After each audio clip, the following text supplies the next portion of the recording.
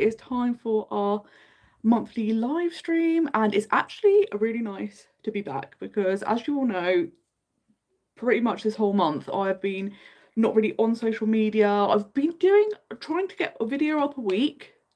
They've been a bit of a different style to usual, but hopefully they have been okay. So thank you so much for persevering.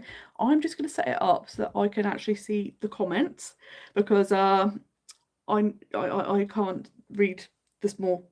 I'm too old for the small, so I'm gonna have to get the big screen to actually read the comments.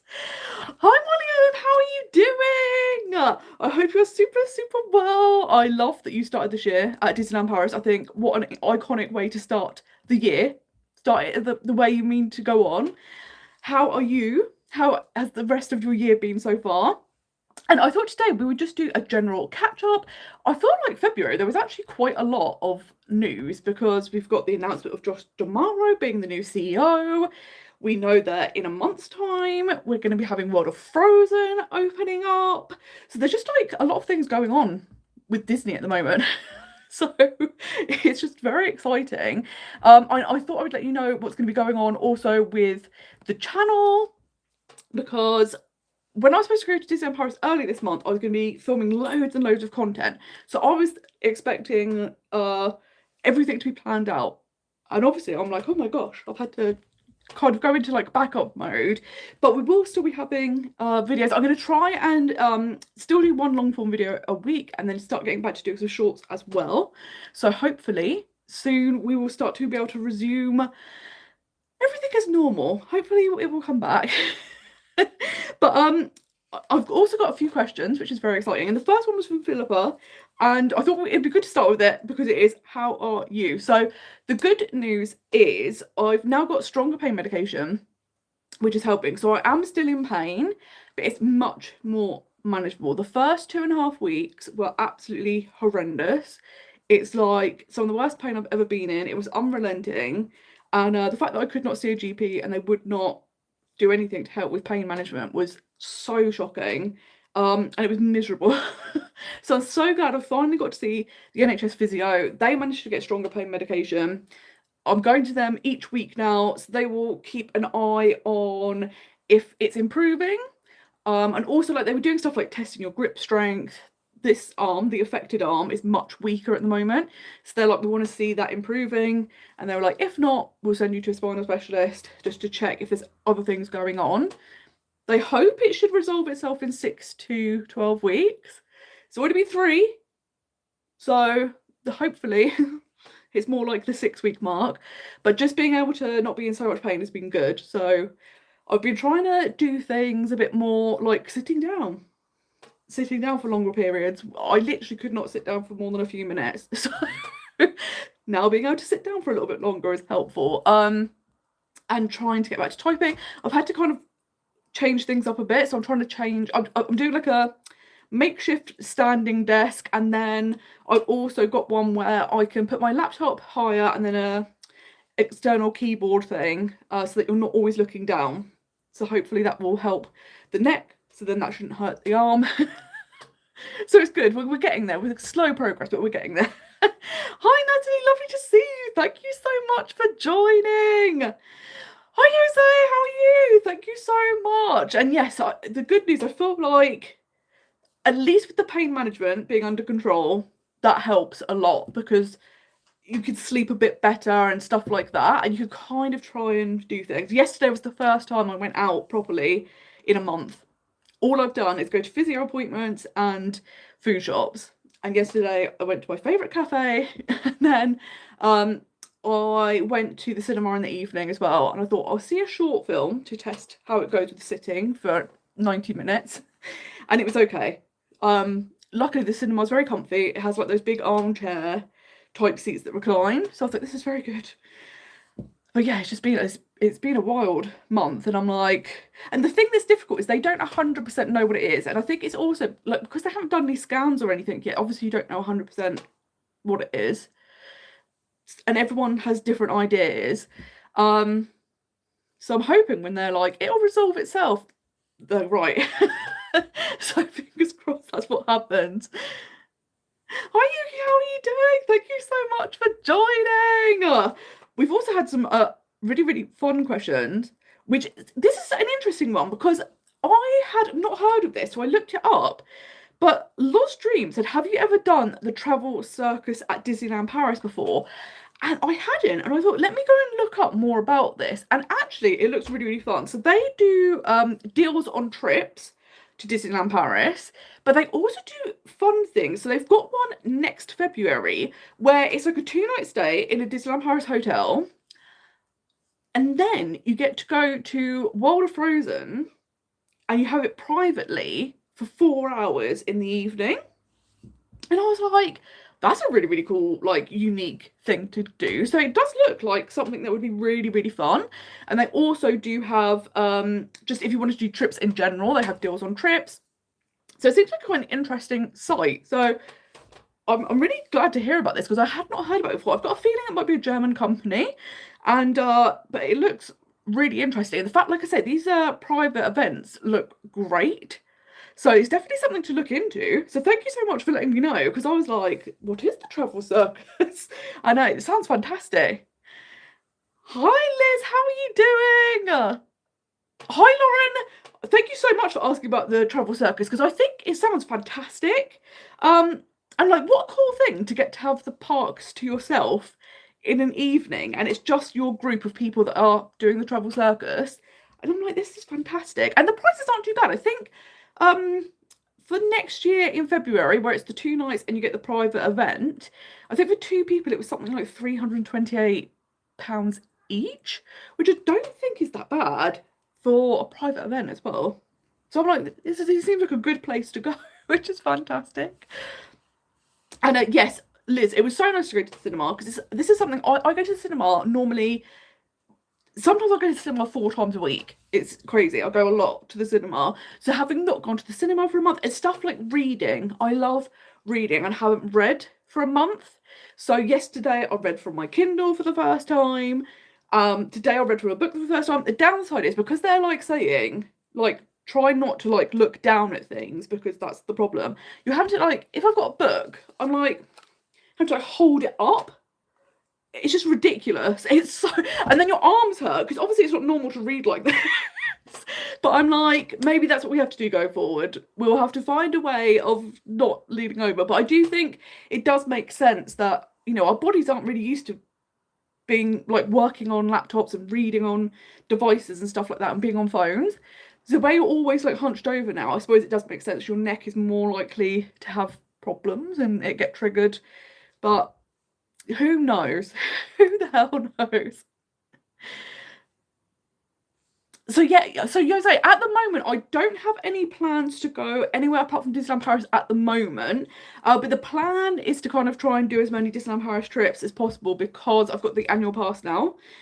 So that is great news. It's obviously annoying because I bought the annual pass and then I can't use it until the end of March. So there is a period of about 6 weeks where it's just been like, I could have started it 6 weeks later, essentially. But we didn't know at the time, so that's okay. And in my head, to be fair, I had trips in mind already, and probably the last one would have been January, so I think that will be fine. But it's very interesting because the March trip was not ever planned, obviously. It was going to be February and then potentially May. So now getting to go next month for the passholder preview is so exciting, because I've never been to Disney for the opening of anything, and certainly not for a preview. So that's just so exciting, and I just think it's going to be absolutely wild. I think it's going to be an amazing atmosphere, and I think you get quite a long time to explore. So if there's anything in particular you'd like to know about Adventure Way, World of Frozen, stuff like that, do let me know, because I want to try and do like a really in-depth tour of everything that's going on, everything you can kind of experience. It does sound like most things are going to be open and up and running. The only thing they haven't mentioned anything about is Regal View, the princess character dining mill. They could at some point in this next month kind of go, that is going to be open for reservations, but we don't know. But it sounds like most other things will be up and running, which could be so much fun. Liz is going to actually be there at the same time, which I'm so excited, because we're finally going to be there at the same time together. So that's going to be so much fun. Hi Sophie, I'm glad to see you're better spirits. How is your injury doing now? Do you think you'll be okay for your Disneyland Paris trip next month? So the good news is the pain management that I'm on now is much better. So it's just more comfortable to do things like sitting down. And it's silly things. Like one of the things I did yesterday by going to the cinema was because I was like, I need to be able to see if I can sit down for a long enough period of time to go on a flight. Which I know sounds ridiculous, but before I was literally only able to sit down for like a few minutes at a time. So I think that's really big progress. And there's still a month before I go, so I feel like by that point it should be good. The only thing I am worried about is a backpack. But if it comes to it, I can kind of either not do a backpack, do like a satchel type thing, and just take less things with me, which, you know, I'm gonna have to change who I am as a person because I take everything with me to the park. It's ridiculous. But it might be that's an option, that we just take less things and then it's not so heavy. But I'm hoping, because there's still a month, like I'm seeing the physio each week, and they're keeping an eye on things, so I've got everything crossed that it should be all good to go, so let's hope so.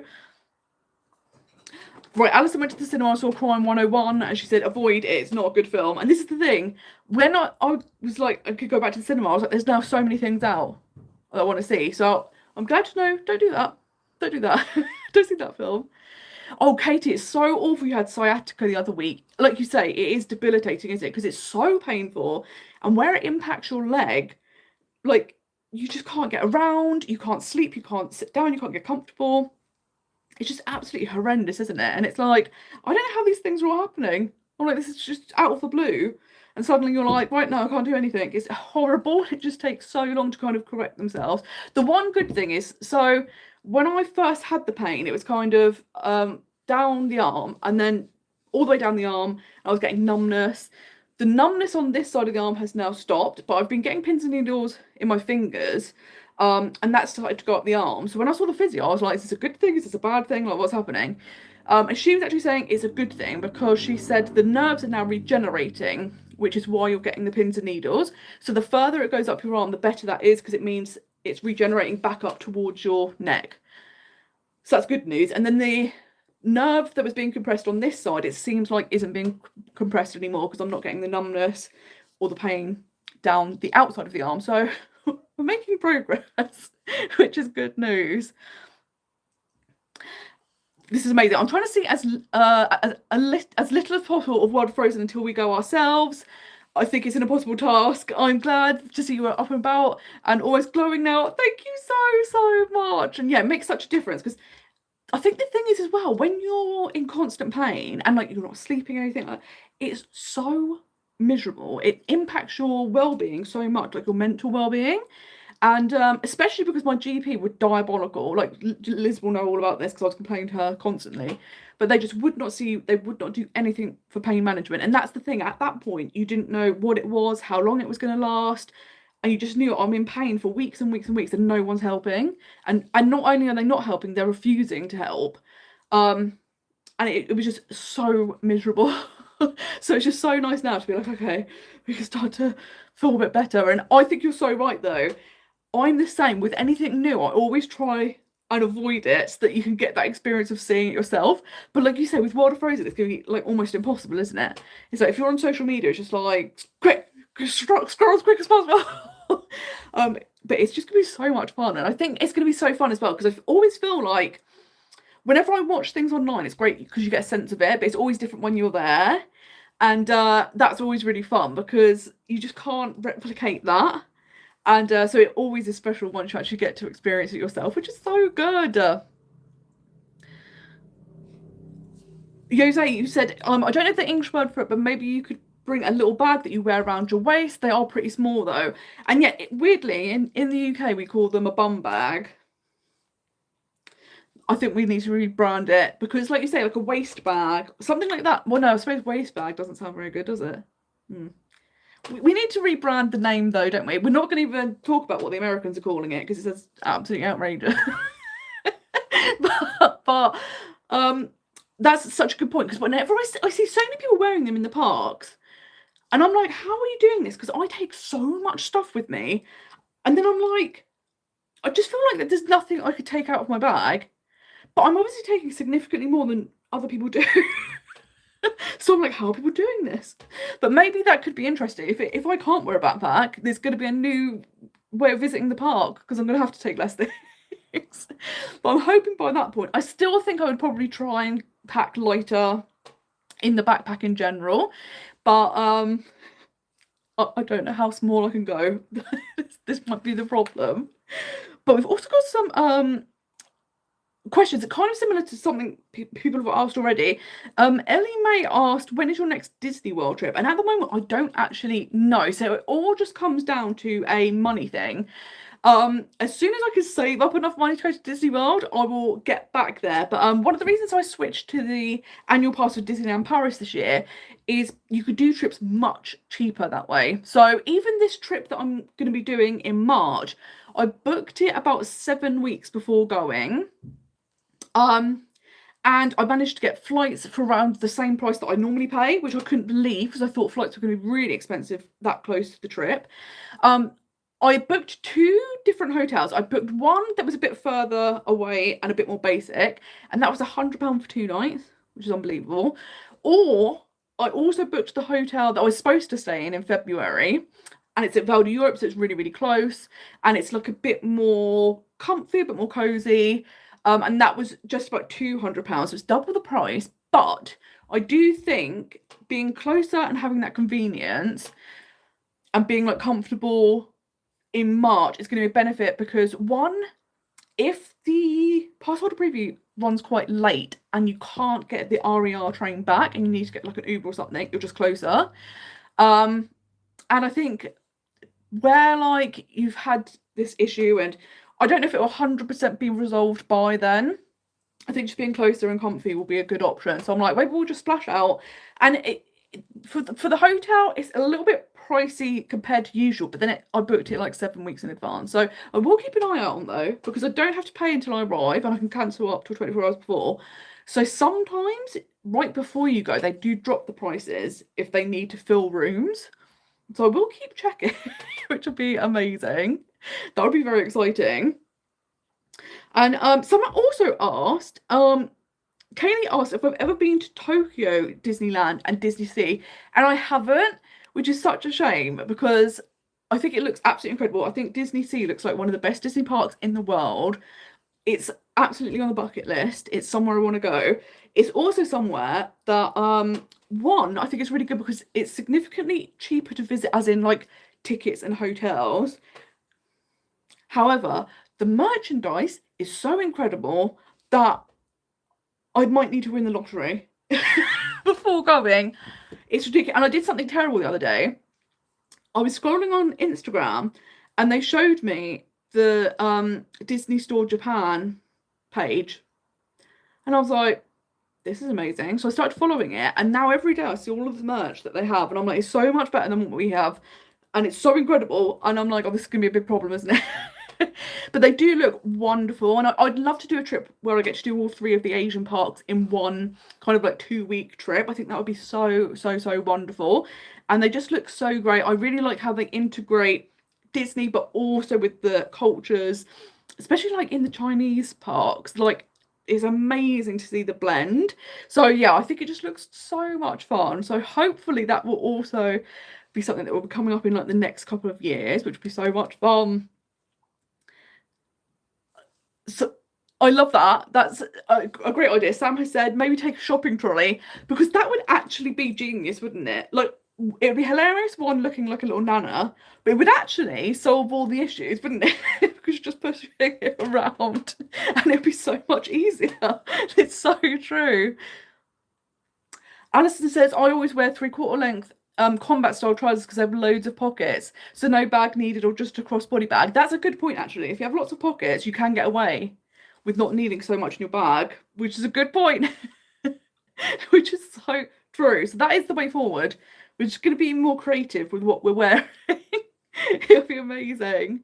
Jose says flights to Asia are just so expensive. When you're there, it isn't as expensive as the American parks, but to go there is way more. And I think that is the problem, isn't it? Like, the flights are the killer. So if you can find a way of getting the flights for an affordable price, that's the thing. But like you say, otherwise that is the really difficult one. But I do know people talking about trying to do like layover trips, because you know, like sometimes you'll have a flight and you have to do a connecting flight. There's two different types. So it's one, I can't remember what the name of both of them is, but there's one where it's just like you will have a few hours in between, and then a layover flight, you could actually say, actually, I want 3 or 4 days. So you pay the same price for the flight, but you can have a few days. So it could be that you do that where, say you're flying to Shanghai, but you, well, or Hong Kong, and you stop in one of them first as your like layover. But I think whether that's possible or not, I think it will depend on like the airline, what they're offering. So that could be a way of getting around it. But like you say, it's the flights, isn't it? It's so expensive. And then obviously flights in between the countries as well isn't necessarily cheap. So this is the difficult thing. Hiya, thank you so much. Have you managed to get your money back from when you had to cancel your recent trip? And looking forward to seeing your next adventure. And so basically, oh, this has been a thing. So I'm going to do a whole video about travel insurance and what the process is like of doing claims and stuff like that. And it basically, for a long time, looked like I was not going to get the money back, because it was very easy to actually apply for a claim for travel insurance. And I sent all the information. But what I did is, because obviously I couldn't see my GP because they were just refusing to see anyone, what I did is I went to a online GP, and you can contact them and they will assess whether they think you're fit to fly or not. And then if they think not, they will issue the certificate to say so. So I did that, sent everything to the insurance company, and then they were like, if we need any more information, we'll contact you. Never heard from them, but didn't hear any updates either. So I thought I'll log into the portal and see what's going on. And then the medical form they'd like deleted, and they were like, we need more information, but they didn't tell you what they were looking for.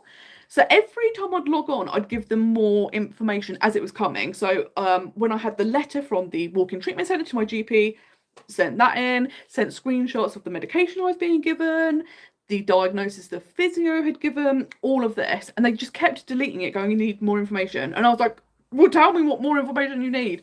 So eventually I decided to phone them. And they were like, oh, you're going to have to go to your GP and get them to fill out a form.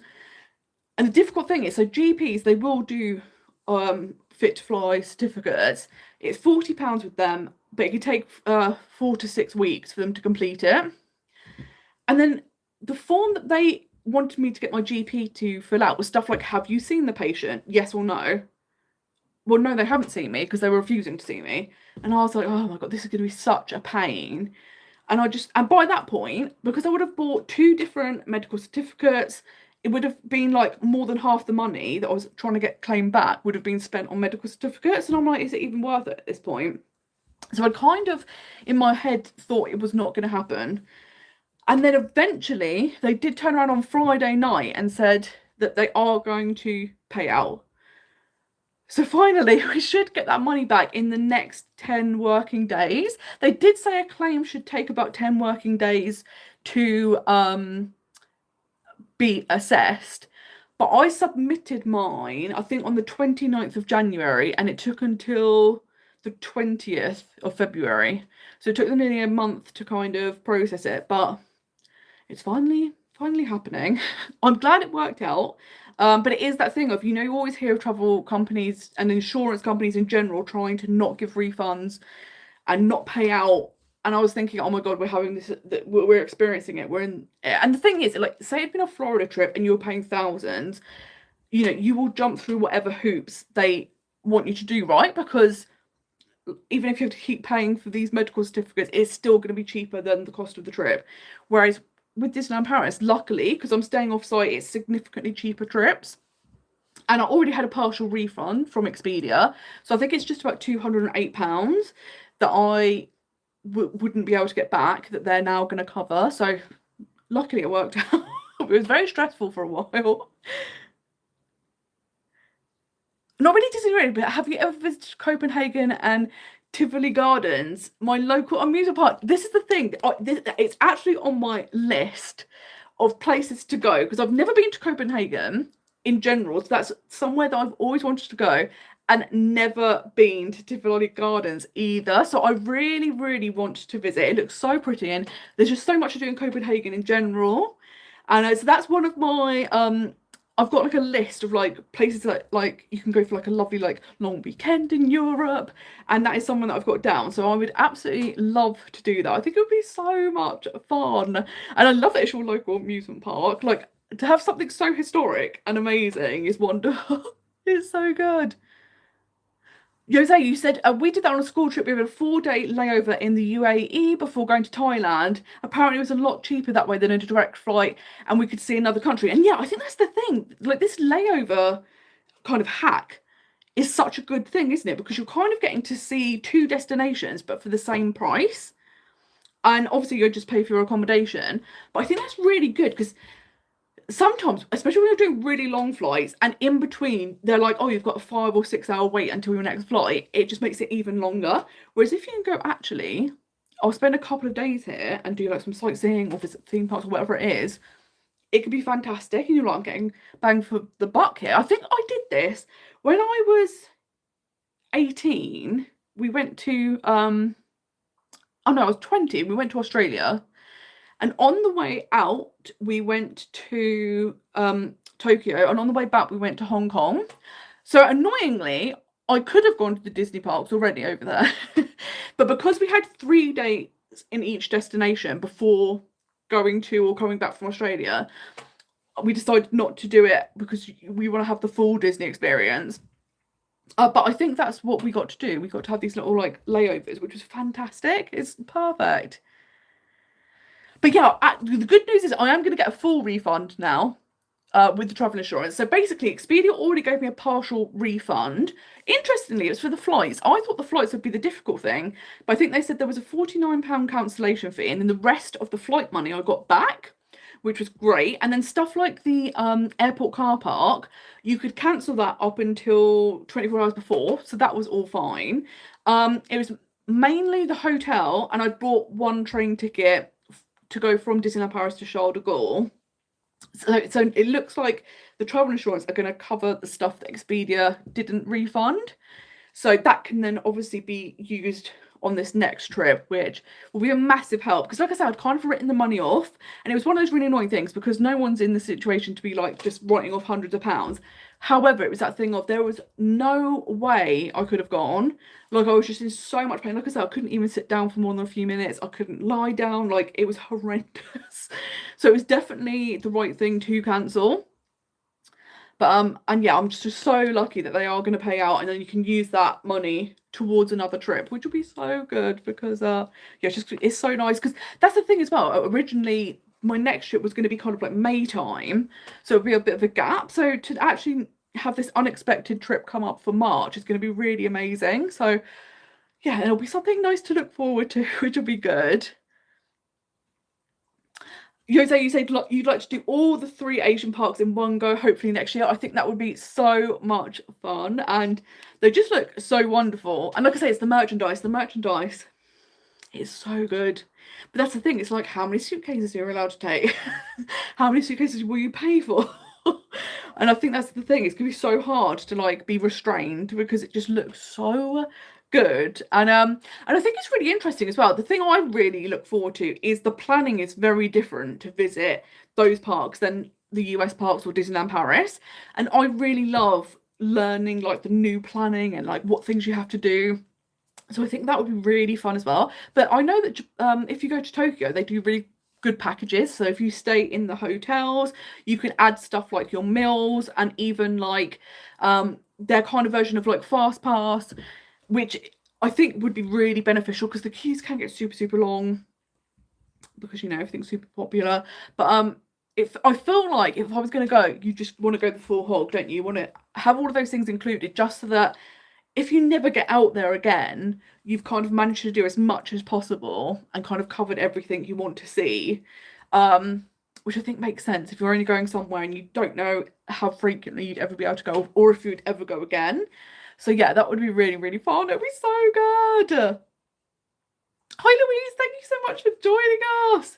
And yes, the fast pass is great, isn't it? The fact that you can add that as part of your package. And also the hotels. Like my friend Derek, he went to Hong Kong and Shanghai last year, and I was watching his videos and staying in like their version of like the Disneyland hotel or like the Grand Floridian, if you're in Disney World, was about $300 a night. Whereas obviously the Grand Floridian is more like $800-900. We know that the Disneyland hotel is kind of like £700-800 a night.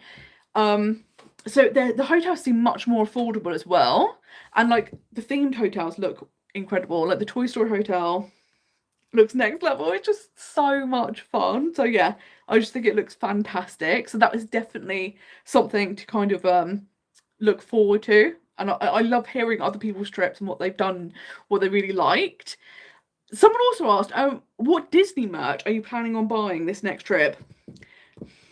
And this is the thing, I was like, it got me thinking, and I was like, oh no. Because the problem is, you don't want to go wild, but then you're like, oh my god, there might be amazing things. And I think what's interesting is I'm hoping that because technically Adventure World doesn't open till the 29th, they will still have some of that merchandise that is the like goodbye, farewell merchandise to the Studios Park. I did get a t-shirt last year, but I kind of love the clapperboard. I think that looks really cute. There's always been as well this piece of art, but you can also get it in postcard size, of the Studios Park, and then there's Disneyland Park, and then they've got one for the Ratatouille area, which is lovely. And every trip I think, oh, I'm going to get them. And I'm like, oh, maybe I should get it now because I think that's going to go. I'm worried about how good the merchandise might be in World of Frozen. Something I have seen, which I will not be getting this trip, but they are going to be having an amazing clock, very much like the famous Disneyland hotel clock, but it's going to be of the Arendelle kind of clock tower, and that looks really amazing. I don't know how many clocks I would need in my house, but that looks so good. I think that's going to be something that's going to sell out quite quickly. Unrelated to that, they've also had these ears in at the moment, which are the yellow polka dot ears, and yellow is like my favourite colour. So I'm like, I kind of love that. And this is the problem. I'm now like totting up, like, okay, we want this. I'm like, this could be a problem. But I'm very much looking forward to seeing what's there, because I think it's going to be so much amazing merchandise. It's going to be so good. And that's the thing, I was thinking, oh no, I've got the pass that doesn't have any discount. However, they have said for the first year, you won't be able to get annual pass discount in the shops in World of Frozen. So there is that. So I don't have to feel so bad because no one's getting a discount. We're all paying full price. But it looks so fun. And like the little like, I can't remember what his name is, but the little like troll that you can have that interacts with you and other trolls and the land looks so cute. And I'm like, oh no, it's gonna be so good. Oh, I think we're going to go to Orlando next year. Try and keep it as cheap as possible. No Universal or Discovery Cove. Hopefully free dining, and go in September to keep costs down. And that's the thing, isn't it? When you know, like a really good time of year to go to keep the costs down. If they're doing an offer like free dining, that's fantastic. And then that's the thing, isn't it? Like the problem with Orlando is every time you visit a new destination, it almost like doubles the cost, because you could get kind of like quite a good flight and hotel package, but if you do Disney and Universal, you immediately double the cost of the holiday. Whereas if you focus on just one of them, then that will take down the cost a lot. So yeah, it's such a good way of doing it, isn't it? Because everyone wants to be able to visit, but you want to try and make it more affordable, because that is the thing, isn't it? Every year it is just getting more and more and more. I don't know if anyone saw, but I think it was last week, there was a really good and interesting Michael Eisner interview that went up, and it was kind of like this, a channel that kind of does interviews with people in the entertainment industry, I think. And they did a lot covering Disney, and obviously Disney now, even though he's not the CEO anymore, he's still a big shareholder. And he was talking about how the costs have got way too much for people. and that's something that he is not happy about and he would change. And he was saying now, it used to be everyone going to Disney would get kind of like the VIP experience, but he was saying because of there's so many costs, and then to kind of get the VIP experience you have to pay more and more and more. That's kind of not what Disney was about. So there was quite an interesting interview. So if you've got time to watch that, it's well worth it. And if you're a Michael Eisner fan, I know towards the end it kind of all went a bit, it didn't go so great, but I'm a big Michael Eisner fan. I think that kind of era when he was in charge, where you had like that renaissance in the films, and then you had obviously Tokyo open, you had Disneyland Paris open, you had DCA, like all of these things that happened. It was just like an amazing time for Disney. So yeah, it was really interesting to hear his view. And of course, a couple of weeks ago, we found out officially that Josh D'Amaro is the new CEO, starting in just a few weeks' time. I think it was one of those things, for the longest time, everyone was talking about it'll be him. And it was one of those things, it was like 99% certain it's going to be him. So they've now officially announced it, but I'd love to know what you think, because up until now, he's been in charge of the parks. So it's interesting because he's someone who, when people have met him in the parks, he's supposed to be so friendly, so personable, like really, really lovely. People have had amazing experiences, so they're really excited that he's the new CEO. I think my only hesitation is all of the unpopular things that have happened, like the price increases and, you know, moving from Fast Pass to paid multi-pass and Premier Access and all of that. All of these unpopular decisions have been under him. So it's that thing of, it could be that he goes, look, we really want to make sure that the park experience is a great one, and there might be some changes. We've already heard, apparently, he has ripped up the plans for Villains Land, and he is saying it's not good enough. We need to really, really make this spectacular. And he thought they were being a bit too safe. So I think that's like a really good sign.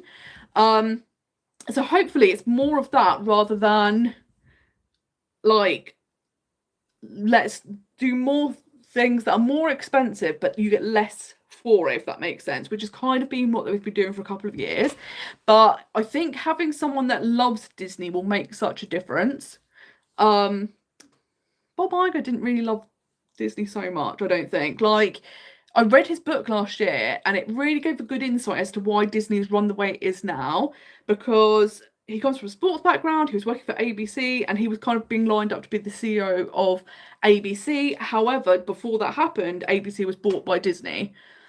And then it was just like, because obviously if you've thought that you were about to become a CEO of a company and then that falls to bits, that's obviously really disappointing. So I think he wanted to be a CEO, but not necessarily Disney CEO. And there were things in the book that was like, there was a moment where he was kind of like mocking Michael Eisner, because Michael Eisner always used to wear a Disney tie, because Michael Eisner loved Disney, and he was just like, that's really corny, like, why would you do that? And then when he was made the CEO of Disney, him and his wife were staying at the Grand Floridian, and the staff had kind of decorated everything and put like some like plushes and like Disney merch as like a, you know, congratulations. And he was just like, why do I need this? I'm an adult, I don't need this stuff. And I was just like, oh. So I think his legacy will be of acquisition, of like buying Pixar and Marvel and Star Wars and all of those things. But I think the reason why Disney, like the parks and the films, haven't been doing so well is because you had someone in charge that was more of a business person than a creative person. So hopefully Josh D'Amaro will kind of change that. That's my 2 cents. So I'd love to hear what you think, and if you're excited about the change and what like the future for Disney might be, if you're excited for Villains Land to be kind of ramped up a bit. I think especially because they've seen Dark Universe and how popular that's been at Epic Universe, I think they really want to try and compete. And I think before, you know, this idea that they were being too safe, I'm glad that they're like, no, let's go for it. And I'm like, God, you've got to do it properly. It's gonna be amazing. Oh, amazing. You found Studios merch in the Tower of Terror shop, so I'm definitely going to head there. It's one of my favourite shops, but it's great to know that there's some of that stuff in there. So I'm definitely going to that shop. Jose, you're so right. Next time you need to drive so you can take all the frozen merch home. That is the way to do it, isn't it? We're not having to worry about suitcases and like luggage allowance. We absolutely have to do that. You're going to do everything in 2029 for your 50th, hopefully 3 weeks Disney and Universal. That's a dream, isn't it? It's so nice to do a longer trip because you've got the perfect balance of getting time to do everything but also relax. So that will be an amazing way to celebrate. That's going to be so good. Sam says, I think he should put a Star Wars land in Disneyland Paris. It would be really popular, and I think more people would go. And this is the thing, isn't it? For a long time, there was talk that there was going to be a Galaxy's Edge in the Studios Park, or I'm going to have to get used to calling it Adventure World. We'll get used to saying that. Then that kind of just disappeared, and it's never been mentioned again. Then it kind of popped up again because some people had seen some Imagineers and they were in Space Mountain, and they apparently had drawings that had a Galaxy Edge type land behind Space Mountain, which would actually make perfect sense because it would really blend in, because obviously you've already got a lot of Star Wars in Discoveryland, and then that's never been heard of again. But that could be really good because, like you say, Star Wars is so popular, and it just means there's more things for more people. So that would be amazing. Oh, hi Donna, lovely to see you. And you've said, I'm so invested with Damaro being chosen. Do you think with Josh being a parks person and Disneyland Paris making net profit, do you think he will actually invest in Disneyland Paris? It's overdue in investment. And this is the thing, isn't it? Like, Disneyland Paris is often overlooked. And I think it would be amazing if it was. But I think one of the reasons that Disneyland Paris does well profit-wise is because they kind of don't spend as much on it. And that's one of the reasons I actually think that Galaxy's Edge got canned, because if we're frank, if they build a Galaxy's Edge at Disneyland Paris, we are not getting Rise of the Resistance. That ride costs $500 million. They will never put anything of that scale in Disneyland Paris, which is such a shame. But I think they just think we will never get that money back. So we'd get Smuggler's Run and some nice theming. That would probably be it if they did do that. So I would love it if they did kind of like do more. But I feel like after we get World of Frozen, we know that in a couple of years we'll get Lion King, and there'll probably be a little gap then, I think, until we get something new. Now, however, Disneyland Paris do have to have some sort of plans in the next kind of 10 years for a third park, because they've had this agreement with the French government. They keep pushing it back and back and back and back. And the French government are now like, you've got to actually start investing in this, or else, like, I don't know what the punishment will be, but there will be some sort of punishment. So hopefully he will start looking into what should we do with that third park. So that would be amazing if they did do that. But I think, unfortunately, like you said, I mean, the actual main park of Disneyland hasn't had anything new for donkey's years. And I don't know if they will. And it would be amazing if they did. But I think the whole time that it's making money without them having to put loads of investment in, they probably won't, which is such a shame. And you're like, please do that, because people would like that. And Donna said, I know America is their flagship, and the Asian ones get outside investment from other people, which is why they have the best technology, but Paris has been forgotten for too long.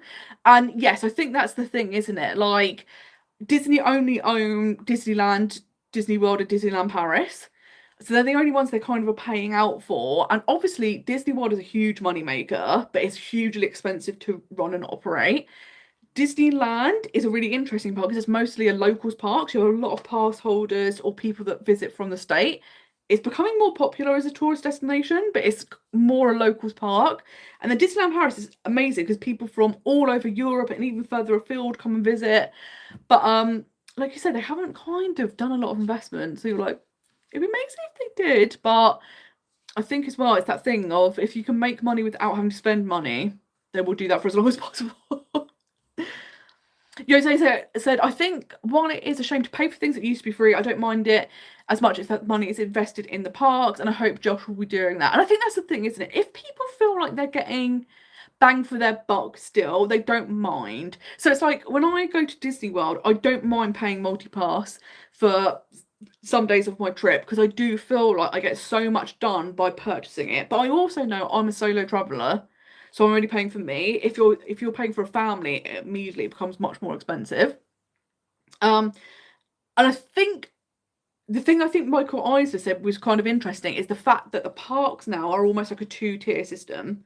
So you've got the people who are kind of willing to pay out for the premium things, and they will get a better experience for it. And of course, it's that thing of if you pay for something, you want to get the better experience. That's literally what you're paying for. And to be fair, I was talking to my physio about this the other day, and he was saying, but it's the same everywhere, isn't it? Like if you go to a football match, you have the normal seats, which the fans attend, and then you have the corporate boxes, and they get all the bells and whistles, and it costs loads and loads and loads of money to have a corporate box.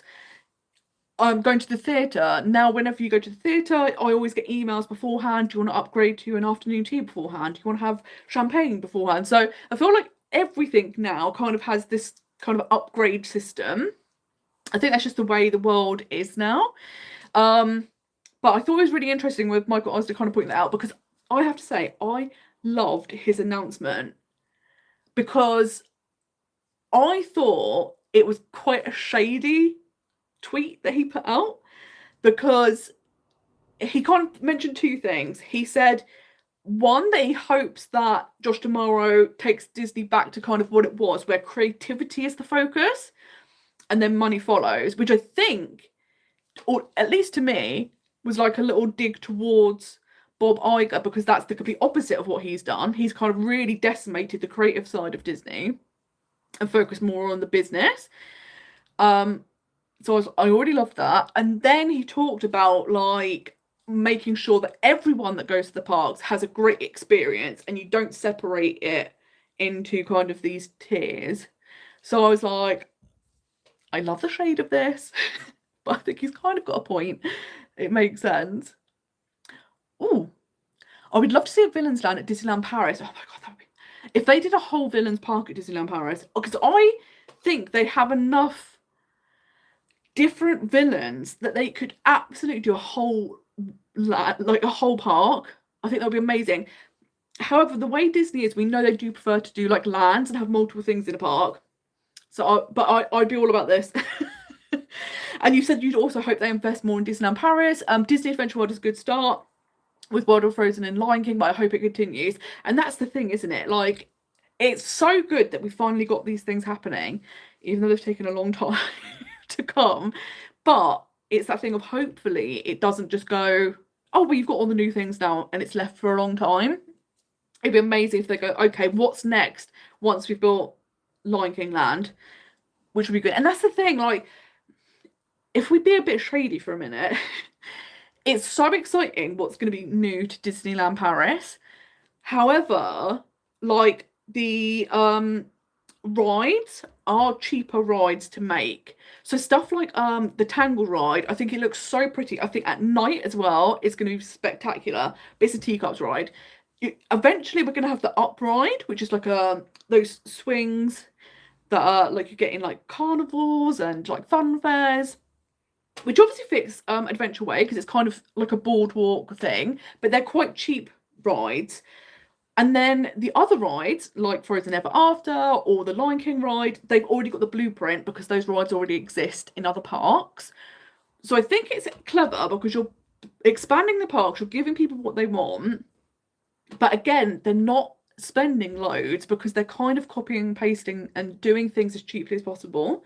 So I think it would be nice if they did put more things into Disneyland Paris, because like you say, it's so worth investing in. And, you know, let's be honest, with Universal opening in the UK, will that kind of make them go, oh, maybe we need to reassess, maybe we do need to add more things to Disneyland Paris, because that could be a really good motivator. Because up until now, I think they've also been able to rest on their laurels a little bit, because it's always been like the #1 theme park attraction in Europe. But it's very easy once Universal opens that will take a lot of customers away. So maybe that will also kind of be healthy competition, which would be amazing for us. That'll be so good. Oh, I love that. I literally hadn't read it. That's literally what your comment says. They'll be competing with the new Universal Park in the UK, so they'll have to invest in the park and create that third part, otherwise they will fall behind. And I think that's the thing, isn't it? Because a lot of people in Europe that have already been to Disneyland Paris might go, well, let's try Universal instead. So they will have to be wary of that. And I think if they in their mind just go, well, we're always going to be considered the best. That could be a flaw. I think you do want to be like, okay, let's just make sure we're upping our game. Like, let's not like rest on our laurels.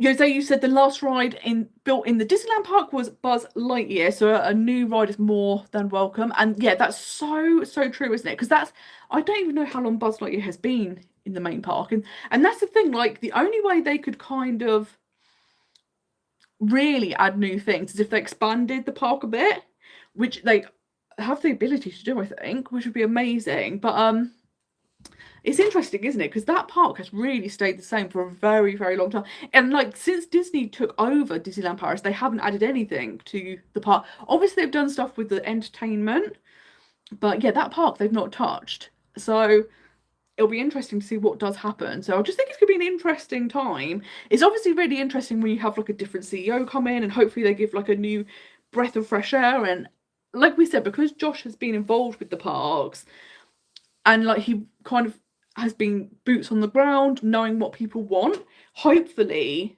he'll really be able to take that to mind and give people what they want, which would be very exciting. But then, like I said, there's always a little part of me that's hesitant, because I'm like, all of the unpopular decisions have also been like kind of from him. So I'm hoping that it won't be so much of make everything as expensive as possible whilst giving as little as possible. I'm hoping that they'll go, let's try and balance that back out, because that will be amazing.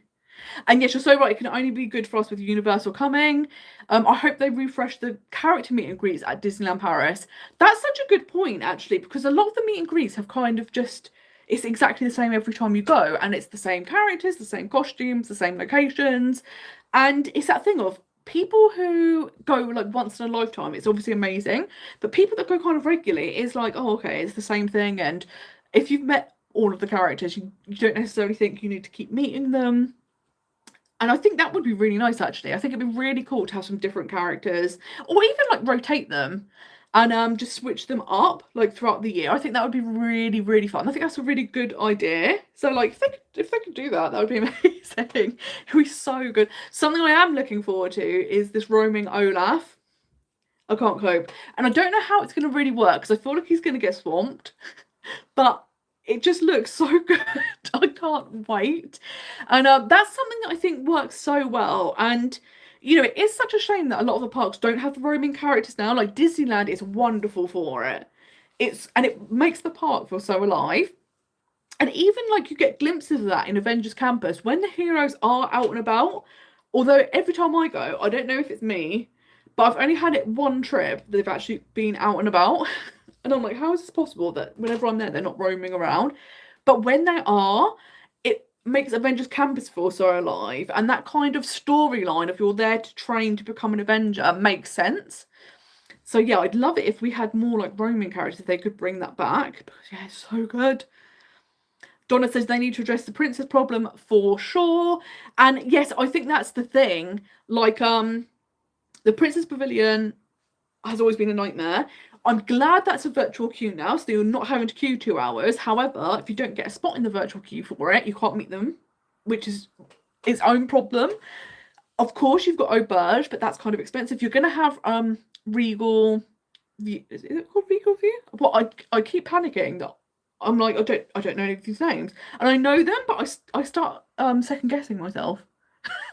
But we're going to get used to it. We're going to get used to all of these names. It's going to roll off the tongue eventually. But yeah, Regal View, I think, is going to be really interesting. It'll be really interesting to see which princesses are there. If it's different princesses to somewhere like Auberge, or if it will be similar princesses and then you've got the option of either of them. But like you say, it is an issue, isn't it? And I think that's one of the reasons why they've kind of stopped people being able to go into the Disneyland Hotel if they're not staying at Disneyland Paris Hotel, because it was somewhere that you could see the princesses for free. So I think they're like, oh, let's stop that. But that's the thing, isn't it? You need some sort of way for people to see the princesses that either isn't really expensive or is really hard to get. So that would be, yeah, that would be ideal. Hi, Amelia. Lovely to see you. Thank you for joining. I think Olaf has a cast member in case he gets knocked over. Yeah, I totally agree. He almost seems like a bouncer, doesn't he? To be like, look, guys, just calm down. You can all look at Olaf, but don't come near him. Because that's the thing. I'm like, someone is going to knock him over for sure. So that's going to be so cute. But yeah, he needs like a little team, doesn't he? To be like, just all be calm. Just don't attack Olaf. But I think it's going to be amazing. And I'm so excited for this nighttime show. I am so excited because I feel like something Disneyland Paris do really well is the nighttime shows. And I've always said, I think they use Disneyland Paris as a testing ground for the US parks. And we saw that like with the drones. And then, although they only did it for 1 year, they did do a drone show by the same people that do the drones at Disneyland Paris in Disney Springs. I've got a feeling they didn't continue it just because I think they were finding it was a big issue for people leaving Disney Springs afterwards. And there was a lot of like I think there was like worries about people getting crushed and stuff because everyone was trying to leave at the exact same time. And it was kind of like a narrow place that you could view them. So I think that's probably why they have stopped doing that. I hope in the future they will bring drones back to Disney World because they are amazing. But that's something Disneyland Paris is so unique for. And the fact that this show is going to have water projections, it's going to have drones, but they've said the drones are going to be the lowest they've ever been, which is amazing. So they're going to be really close to you. There's going to be pyrotechnics. It's going to be a bit of everything, I think, all in one show. So I think that's going to be so much fun. I can't wait. Yes, this is a good point. Looking forward to seeing Princess's new costumes at Regal View. It's good they're changing it up. And I think that's just nice, isn't it? Because, like, if you're going to have character dining experiences with same characters or similar characters, you do need to have uniqueness. So that's going to be really, really fun. And yeah, it's just always so interesting when they have something new coming. And I'm really excited because they've said there's going to be 14 dining locations. And we know, obviously, we've got the Princess Mill, we've got a quick service in World of Frozen, and the rest of them I think are going to be stalls. So inevitably, some of them will be like a popcorn booth. But I think they do have some ones that are going to be like bread bowls. And I've seen there's hot dogs. So it'll be really interesting to see what these kind of 14 locations actually are, which I think would be really fun. And that's going to bring so much dining into this park because it is a park that can suffer from a lack of dining. So I think that's going to be amazing. I can't wait to see the merchandise. I'm just like, it's going to be so good. And I'm really excited for Mickey and Minnie in their new Adventure Way costume because I think it looks so cute. So that's going to be really fun, meet and greet. And of course you can meet Anna and Elsa. Interestingly, they have said when the World of Frozen first opens, there will be a standby queue to enter it. And if you have a time slot to meet Anna and Elsa, you will be able to go in. However, if you buy a Premier Access to go on Frozen Ever After, that won't give you access to go in, which is interesting because obviously Anna and Elsa will be free, but it'll just be a virtual queue. Whereas a Premier Access you've paid for, but they've said don't buy it until you actually get into the land because it won't give you access to the land itself. So that's something good to bear in mind because can you imagine how disappointing it would be if you paid? And I imagine when it first opens, it will be one of the more expensive ones just because it's going to be super popular. If you pay like €20 to skip the queue and they're like, oh, but you can't skip the queue to get in the land itself. You're like, guys. But it's interesting because it's only World of Frozen that's going to have that. Like Adventure Way, I think everyone's going to be able to roam around. It'll just be World of Frozen that you will have the no standby queue. So that'll be really interesting.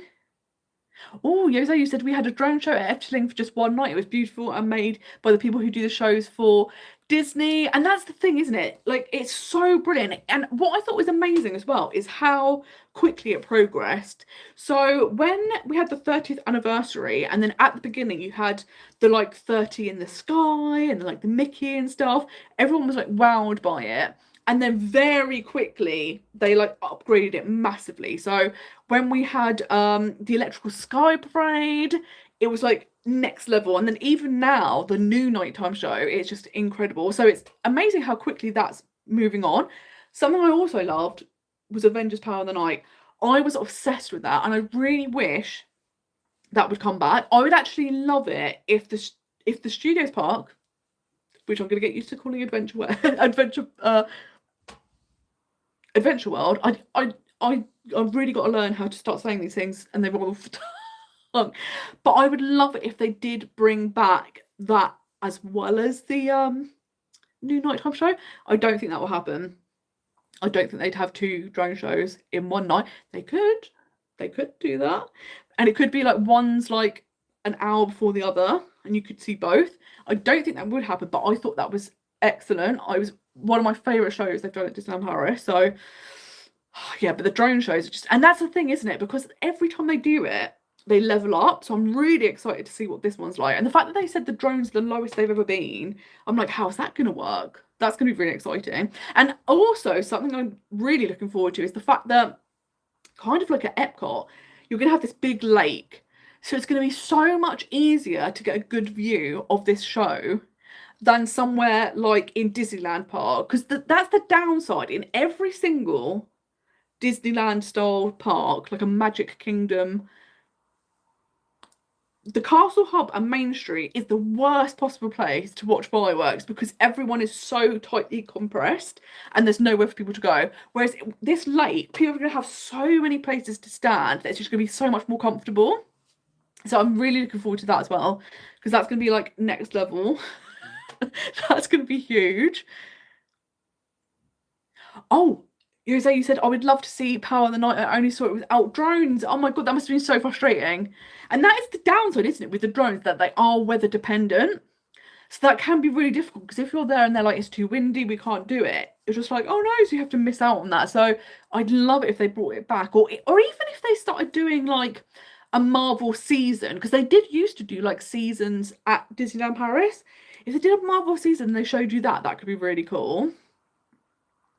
Bill has said, I own DVC and make a ton of money renting all my points out. And that's the thing, isn't it? Like, renting DVC points is a really, really great way of staying at the deluxe resorts at Disney World, but for a much more affordable price, which is fantastic. So it's definitely something for people to look into if you're thinking of staying at a deluxe resort. And it could even be just for a few days of your trip. You do a little treat, but renting the points is definitely the most affordable way of doing that. Hi, Tipsy Lou. Thank you so much for asking how I'm doing. And yes, the pain meds I'm on are much better now. Like, I'm still in pain, but it's much better than it was. So hopefully, they've said they think it'll take 6 to 12 weeks to heal on its own. But we're nearly 4 weeks in. Wednesday will be 4 weeks. So hopefully it's more towards the 6 weeks. And we're partially on the mend, but I'm seeing physio every week, so I'm going to go back tomorrow. I've had some private physio as well. I've had 4 private physio sessions. I've got another one coming up in a couple of weeks' time. I've got the NHS physio for the next, like every week on a Monday, all the way up until like mid-March, and then they'll kind of just assess. They said they'll see me for as long as they need to, which is great. So yeah, hopefully it's all moving in the right direction, hopefully. Oh, this is so exciting. You're going for your first solo trip to Disneyland Paris in 2 weeks' time. That's going to be so much fun. I think you're going to have the best time. And I do think solo trips, if anyone's ever been curious about doing it, definitely do it once in your lifetime, because it's that thing of getting to visit Disney the exact way you love to visit, and you're on your own time, your own budget. It's amazing. And that's the thing. If you want to go on like Tower of Terror 4 times in a row, you can. If there's certain rides you just want to skip over because you don't enjoy, you can do that. You can go see all the shows. Like, it's just so liberating. And I think Disney is a fantastic place for solo travelers because it's safe, but also because there's so much to see and do. You never kind of feel lonely or have time to ever think about the fact that you're solo, because there's just so much going on. So I genuinely think it's like the best destination for people thinking about doing a solo trip and to see how they feel about it. And yeah, it's just so much fun. So I hope you have the best time. It's going to be so, so good. And yeah, I think I'm obsessed with solo trips. And it's interesting, actually, because I know I've said this before, but I've always loved solo traveling. So I've been solo traveling all around Europe and America since I was 18. And it's only when I started kind of doing the content creation for Disney that I realised loads of people do their very first solo trip ever to Disney because they just really want to experience the parks, and maybe no one they know can afford it or take the time off, or maybe they're just not Disney people. And I think it's so interesting because people that aren't naturally drawn to doing solo trips test it out at Disney. I think that's so amazing, because if it's not something that naturally you are interested in, it's a really big step. So I'm always so amazed by that, and I always think it's so impressive.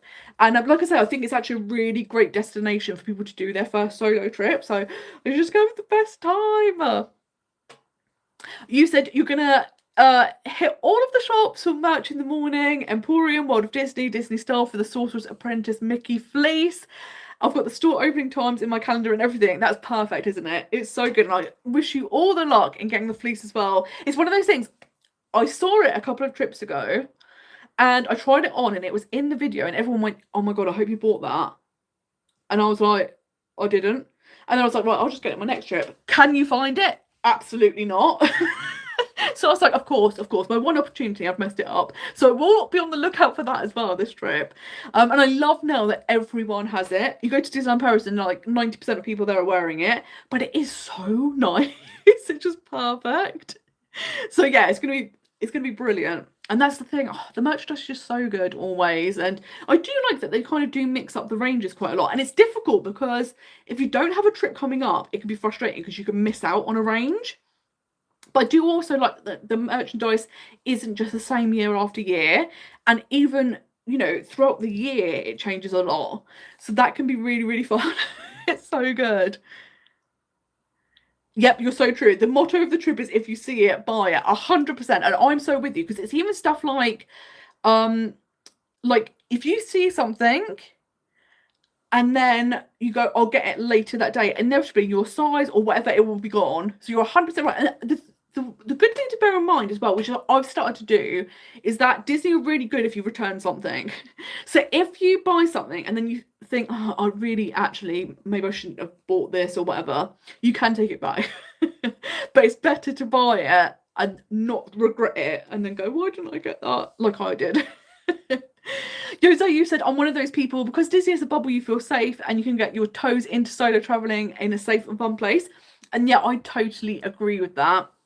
Because that's the thing, like solo traveling to other destinations can, I think, definitely feel more intimidating, and you need to do more research about like where are safe areas to stay and stuff like that. Whereas Disney, you know, if you stay on Disney property, you're in that Disney bubble, you know it's like super, super safe. The cast members are all really amazing. If you ever had any questions or anything pop up, they'd be able to help you.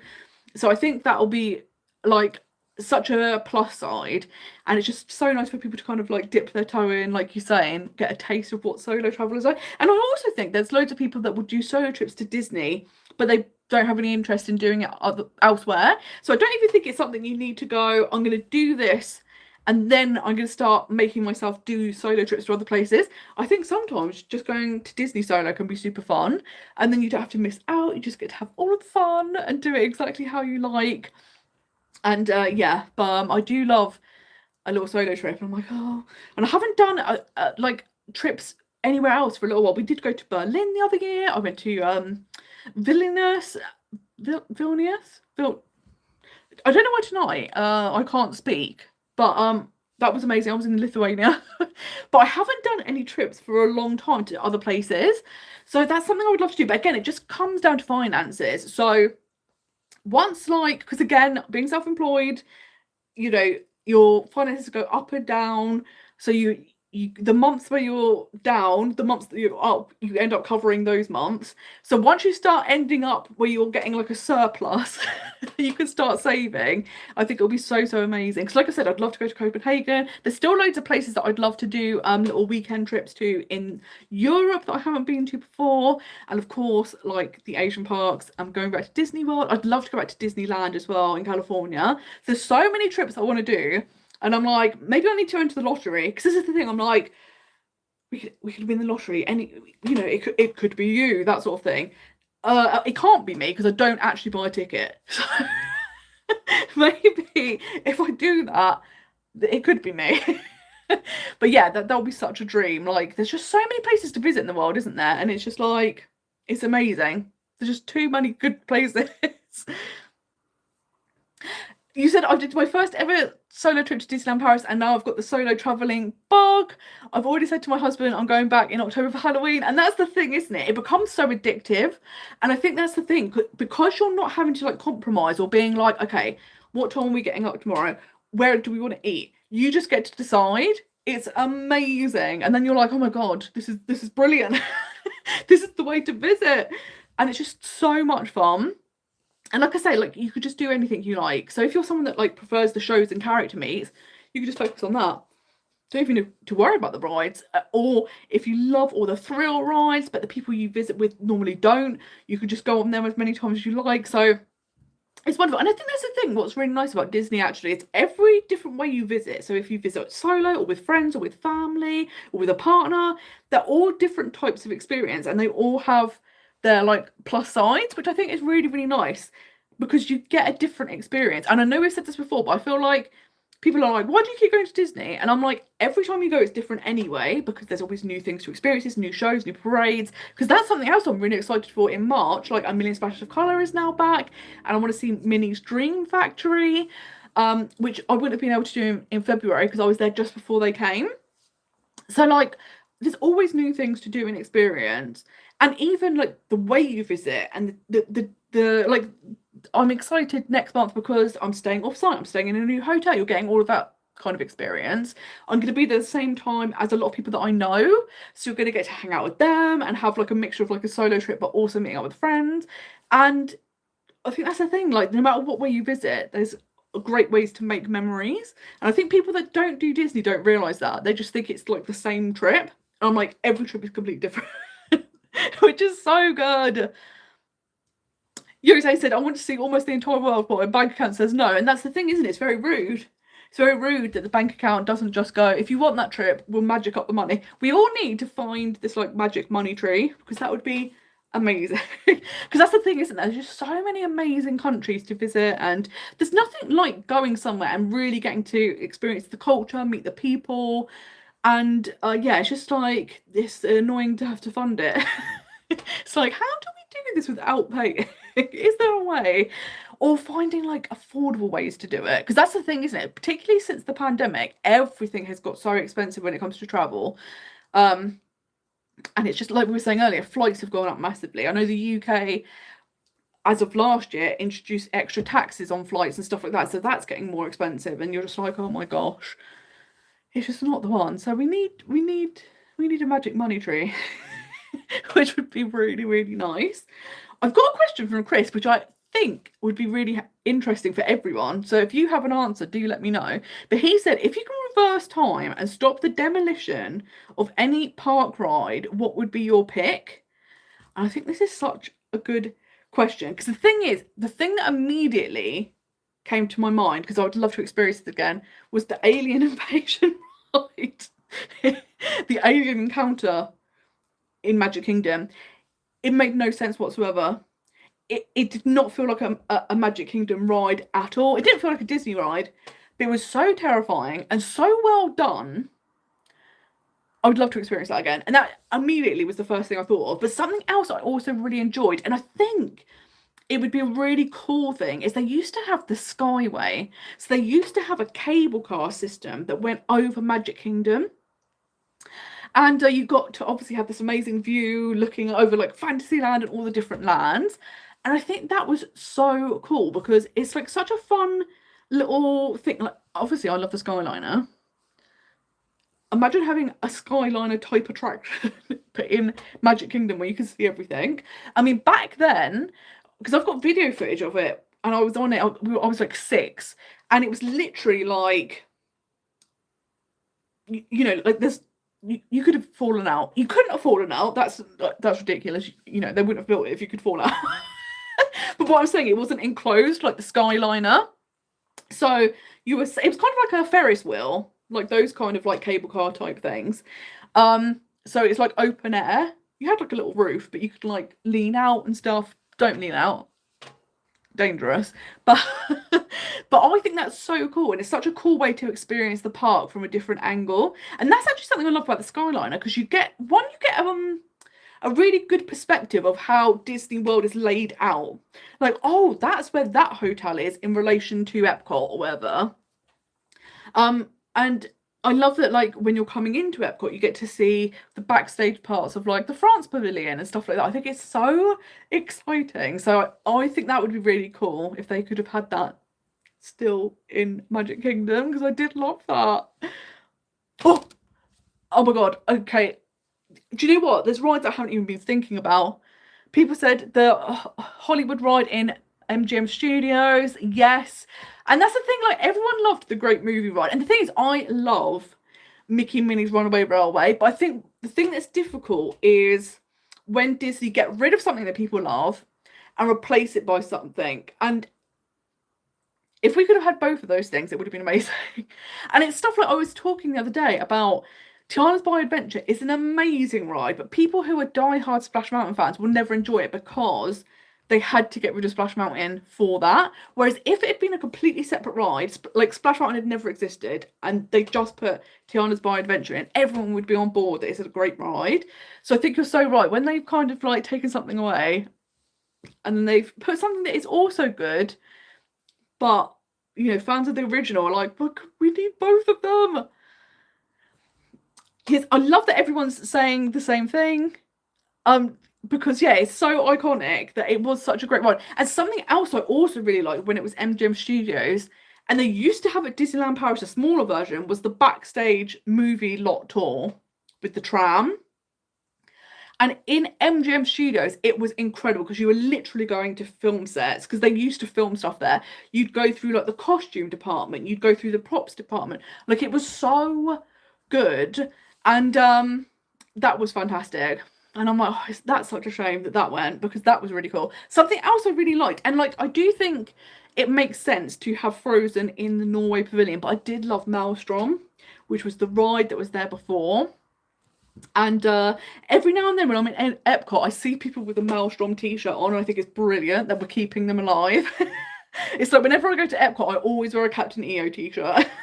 And I'm like, I will never forget Captain EO. It doesn't matter how many times you've closed it or how many years it's been. I will always remember Captain EO, because I loved Captain EO as well. It was just iconic. It was the first film I ever saw in 3D.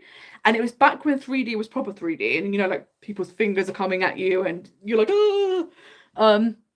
Not this new 3D. I hate the new 3D that you get in the cinema, and they're like, it's a bit of depth, and I go, what's the point of that? I want stuff flying at my face. And yeah, there's been so many good attractions. Now I'm thinking about it, I'm like, there's loads of things that have gone. Tipsy Lewis said Judy Garland's ruby slippers from the Wizard of Oz was in a glass case in the queue, which is iconic. So true, isn't it? And that was something that was really cool about it. And it's just like, oh, that's such a shame. And yeah, like you say, that's just such a classic attraction. And you're like, oh, it's... And the thing is, like, we've talked about this before, isn't it? A lot of the rides are moving from, like, original rides to IP. And there's that whole debate of, like, do you want a whole park where everything's IP? Or isn't it great to have some things that are originals? Because, like, I think we forget, like, so many people now that visit the parks don't realise Pirates of the Caribbean came first and the movies came afterwards. And I'm like, no, but that's the thing. They used to have iconic attractions, and then from that things would come. Like Jungle Cruise, they've done the film and stuff. And I'm like, oh, can we go back to doing some originals? And I'm like, that's the thing. We need Imagineering to come back properly. Like, we've kind of done it to the bare bones, and I think they've been really restricted with what they can do. So I'm like, if we go back to the glory days when you kind of let their imaginations run wild, that would be so good. Jose said, I love the Zippity Doodah song, but I like Tiana's better because of the music. Yes, like, Princess and the Frog is one of my all-time favourite Disney films. I'm absolutely obsessed with it. I love every single song. I think you're so right. Like, the music is so good. And that's the thing, like, it is the perfect fit. If they were going to change Splash Mountain into something else, this is perfect, particularly in Disneyland, because Tiana's Bio Adventure is right next to the New Orleans section of the park. Like, it could not have been a better fit. It's unbelievable. So yeah, I think it makes perfect sense. And like you said, the songs are so good. I love that you've got the new song at the end of the ride. It's just so joyful. And I think that's the thing, like, realistically, it totally makes sense that Disney wanted to get rid of their association with Song of the South, because obviously, you know, there were racial tones to it that were kind of completely outdated, not acceptable now. but it's also realistically a film that anyone under the age of 50 hasn't seen unless they've kind of got a VHS copy from a charity shop or something. You know, this has been in the Disney vault for many decades. So like you say, Zippity Doo Dah is an iconic song that we all know, but the film itself, so few people have seen, and particularly like younger people. Because even like some of the stuff that we grow up with, they haven't seen, and I'm like, how is that possible? So like stuff that's from way back in the day, they're just like no interest whatsoever. So I think it does make sense to bring it forward and to kind of and I think this is the thing as well. Princess and the Frog is one of those like sleeper hits. Like at the time it did kind of fine, but now it has such a following of people, and it's always kind of talked about as being one of the kind of underrated films, and like Tiana is such a popular princess. So yeah, I'm just very excited for that. I think it's so good. Jose said, I had nightmares from Honey, I Shrunk the Audience. I cried so much when the seats and ground were shaking. I think it was supposed to be mice, but I was a kid when I saw that. Oh my god, I loved that as well. That was so good. And this is the thing, isn't it? They used to have such amazing, like, rock. That was so fun. So much fun. But like you say, I love that they kind of were more risky with like, okay, this might be scary, but fine, let's do it. I think they have played it a bit safe recently, particularly with moving all to IP. So that's why I'm like, it could be really exciting with something like Villain's Land, of like, if they've ripped it up and they're starting again, I think that could be really good because they're like not going to hold back. So I'm like, please do that. It was actually really funny because the other day I was watching a video and they were showing you the different handprints that you get outside Mickey Minnie's Runaway Railway. And I remembered the second time I went to Disney World, I was 13, 12 or 13, and we were there, and like there were a crowd gathering, and we were like, what's going on? And basically it was the day that Michael J. Fox was doing his handprint. So we saw him, he was like drove in on a convertible, and like he was waving at everyone, and we got to see like the ceremony, and that was so cool. And I love that they genuinely are people's hand and footprints. It's not like they've just made replicas, they genuinely are them. So I think that's really, really cool. So it's always fun to see that whenever I'm in Disney World. I'm like, oh, that's back in the day. So yeah, that was so much fun. So yeah, I'd like Disney to kind of, I think you can always learn from the past, and it's like what things worked in both of the kind of golden eras of Disney. So of course the original golden era under Walt and Roy, and then under Eisner and Wells. Like, what did they do super, super well? And try and incorporate a bit more of that. And I think the key is that both of those eras were creativity led. And then because people loved what they were doing, the money followed. And I think in recent times, they've been like, we've got to chase the money. But the thing is, it's like the more you chase money, the more you lose it.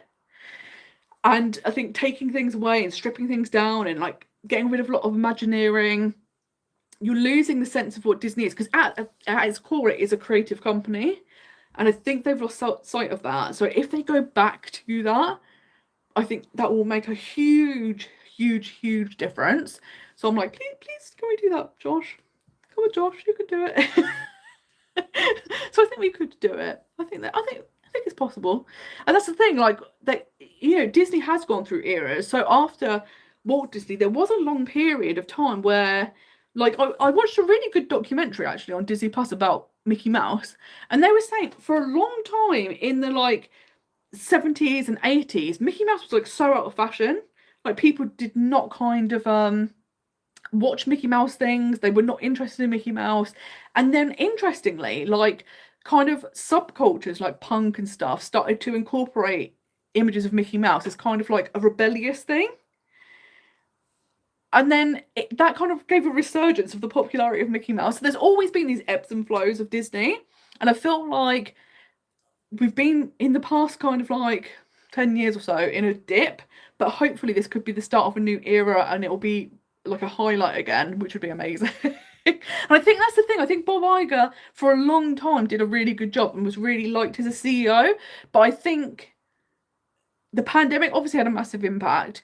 And then the whole Bob Chapek situation didn't help things. And I think it just kind of got derailed. But you see that all the time, like the end of Michael Eisner's CEO-ship also kind of went a bit to pieces. So maybe that's just the way it happens. As they said, I think during Walt's era, rides were based upon family time and ice that added more tension and thrills. And I think that's the thing, isn't it? It was kind of like, how do we make the park exciting and bring in new audiences?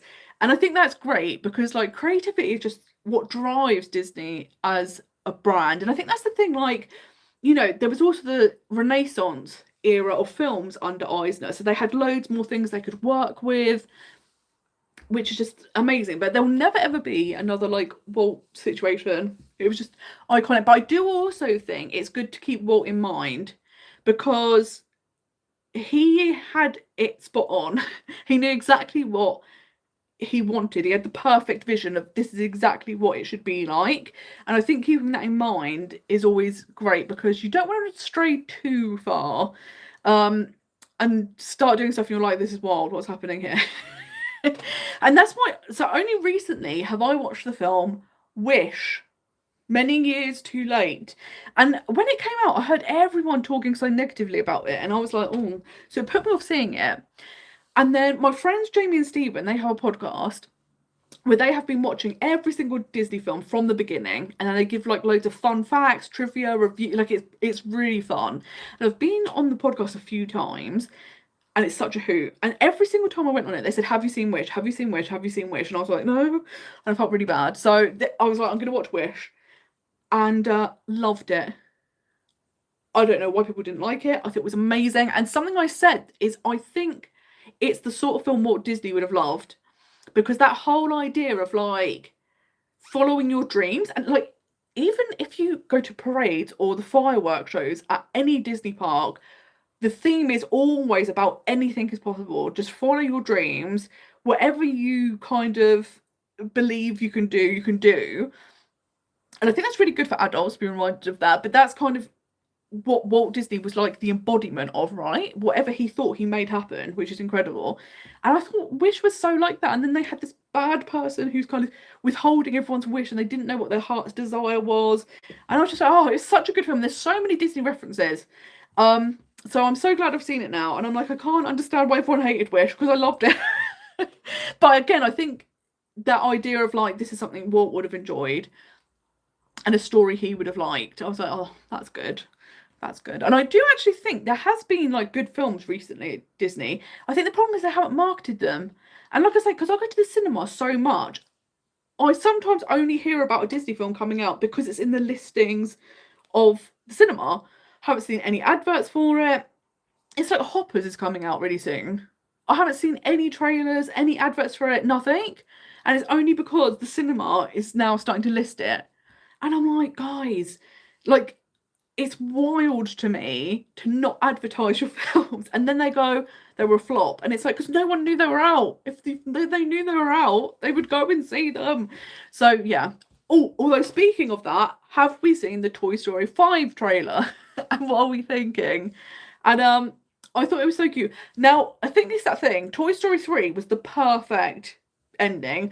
And I always now, in my mind, I see it as a trilogy.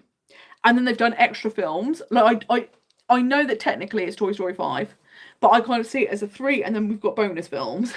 And I actually did enjoy Toy Story 2. I thought some of the new characters were brilliant. Loved Forky, loved Duke Kaboom. Great characters. I think Toy Story 5, where you're adding that element of new technology, of adding Lilypad the tablet, I think this is going to be brilliant. I think it's absolutely fantastic to kind of make it so modern. And the only thing that I thought was really sad is that Woody now has a little bald spot.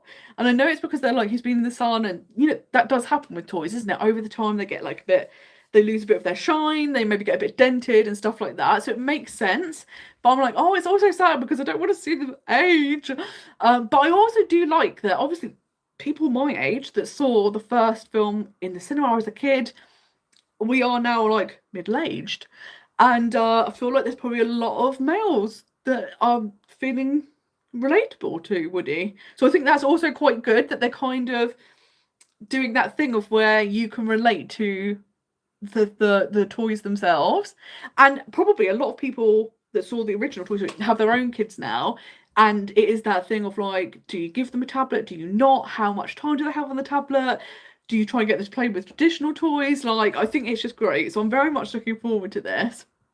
And it's only a few months away now. It's coming out in June. So if you've seen the trailer, do let me know what you think, because I do think it did look really, really cute. And it's just good to see the gang back together. And I love that Forky's still involved. Like, I am obsessed with Forky. Like, Forky was hilarious when he just kept saying he was trash and throwing himself in the bin. I couldn't cope. I just thought it was so funny. But yeah, I do kind of see it as the trilogy is the best, and then we're moving on to a new era. But yeah, I don't like the idea of the toys aging, because I'm like, we can't go through another kind of Toy Story 3 moment where we thought it was the end and we thought they were going to be, you know, incinerated. It was going to be horrible. I can't go through that again. So I really hope that they don't go, well, they've had their use now, do I have to get rid of them? And I'm like, no, they should live on forever. So even if that means, you know, when I'm 80, it's Toy Story 15 or something, fine, if that's what you have to do, but you just can't kill off, like, the characters, please.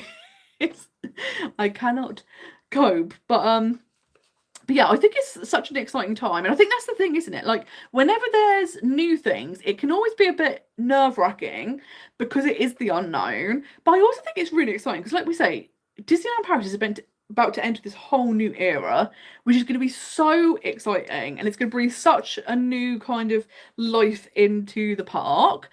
We're going to go into a new CEO ship. I don't know if that's a phrase, but we'll go with it. And that's going to be really interesting to see how that all develops. We know that across the world, the parks are still having lots of new things happen. Like we said, Universal coming to the UK, that's going to really make Disneyland Paris step their game up. So I do think the next kind of like 5-10 years is going to be really exciting at Disney. And I can't wait to see the directions they go in and what happens, because, yeah, like, it's like there's always progress happening. But it feels like the next 5 to 10 years, a lot of progress and a lot of change is going to happen. And I think that's going to be really, really interesting.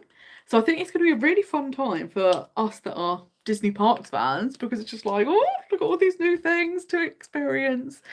And yeah, just what a great time to be alive. And I can't believe that literally next month, Adventure World is here.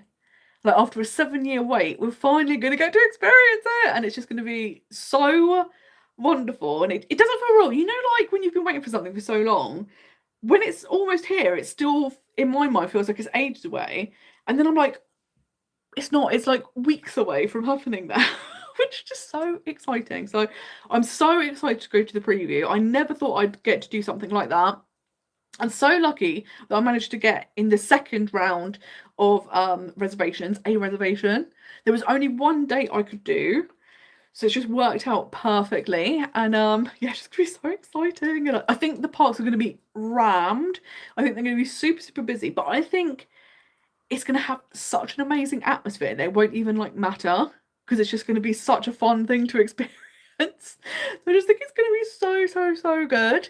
And yeah, what the good news is that there will be videos and vlogs as soon as I'm back. So what I'm going to try and do is the day after I get back, because I'm going to get back late at night, edit, and then hopefully that day get out one that's kind of like a detailed tour of Adventure Way and World of Frozen. And then there'll also be vlogs and like planning videos and stuff as well, which would be very exciting. So there's going to be loads of content coming out. And in the next couple of weeks, there'll be still more planning videos. I'm hoping to kind of get back to doing shorts as well. And the past couple of weeks, the planning videos have been like a different style, because I've just been filming them at home and they haven't had like clips overlaid like I normally do with planning videos, which has actually been quite fun. It's been kind of interesting switching up the filming style. So I think it would be nice to kind of incorporate the new filming style, but also adding clips over the top when you're talking about something specific. So we might do that. But I think the next video is going to actually be all about travel insurance and what that process is like. And it's that thing, isn't it? We always hope that we never have to use travel insurance. And up until this point of my life, I never have. So it was really interesting to see what that was actually like. And then I think we'll get more back into like the planning videos proper.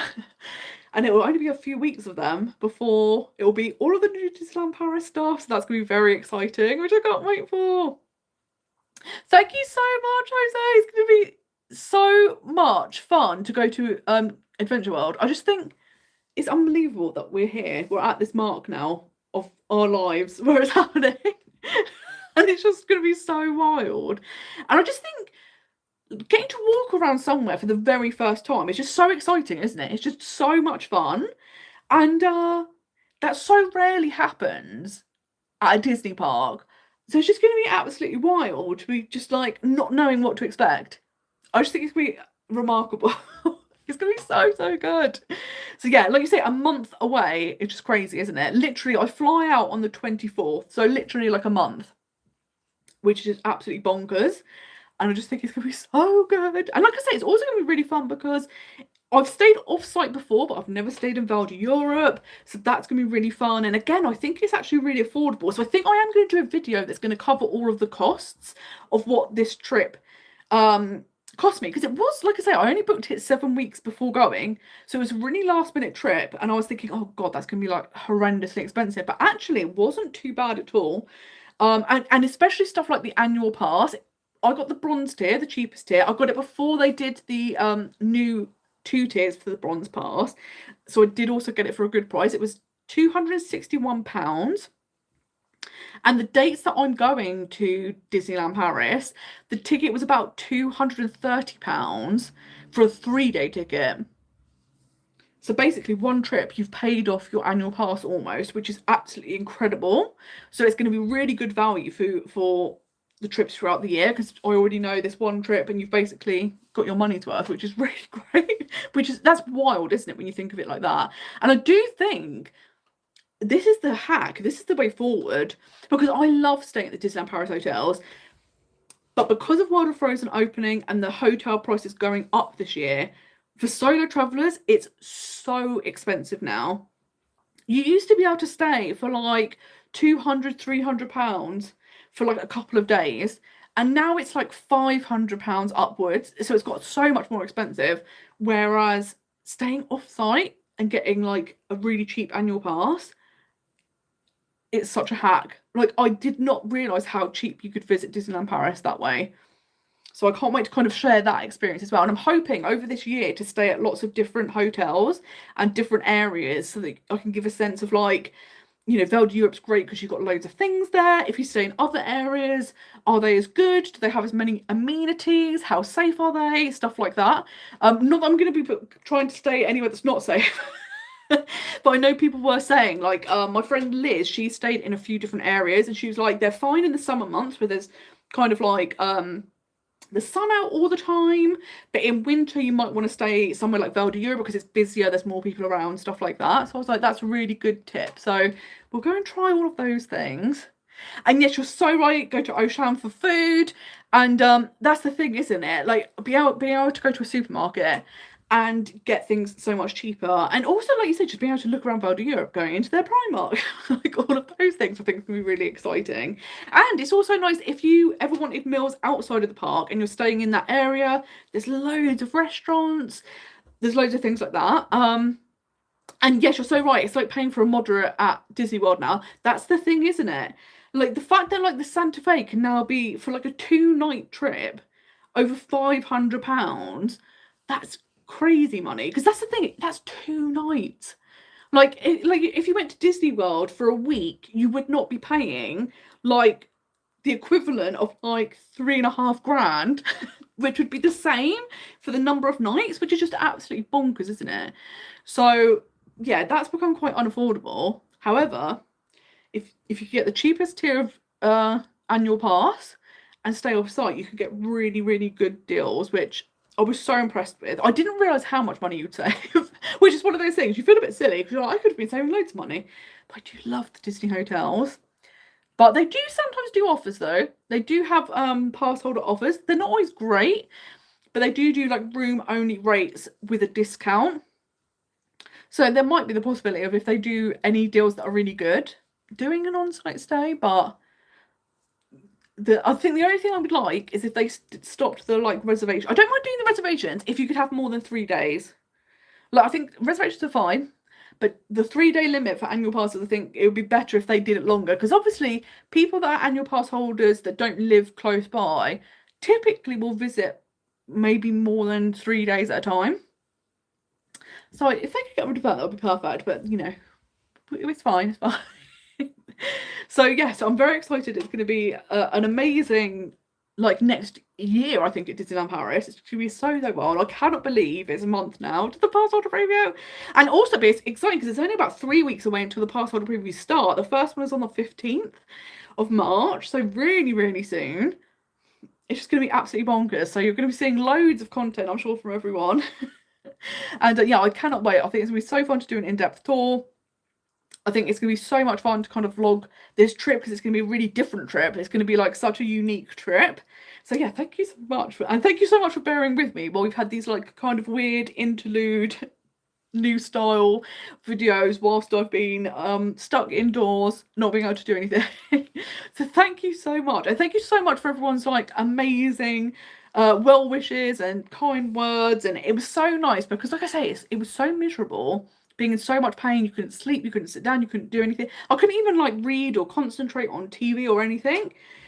So having the messages was so uplifting, and it was so kind. So thank you all so much, and hopefully we'll be able to kind of resume business as normal very, very soon. Ironically though, the business side I've carried on working, and that has actually been really nice, because in the depths of like misery being able to like book some dining and then send like a really happy email to someone letting them know they've got everything they want was lovely. So being able to do like bits and bobs of the Most Magical Guides business side was lovely, and it was kind of like a way to kind of like keep you tethered. And yeah, so hopefully, and that will keep getting busier and busier, so fingers crossed, that would be amazing.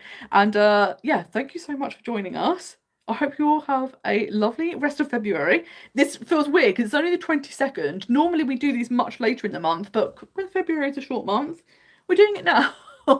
And the next one will be the day that Adventure World opens, in theory. It's opening the 29th. So maybe we switch up the day to a different Sunday, because I don't know if they'll be doing like live streams from like the grand opening and stuff like that. So we'll see. We'll let Disneyland Paris decide what happens. But I hope you all have a lovely rest of your February, and March is going to be super exciting. So I cannot wait to share all of the amazing things with you very, very soon. But thank you for joining me tonight. And yeah, have the best time.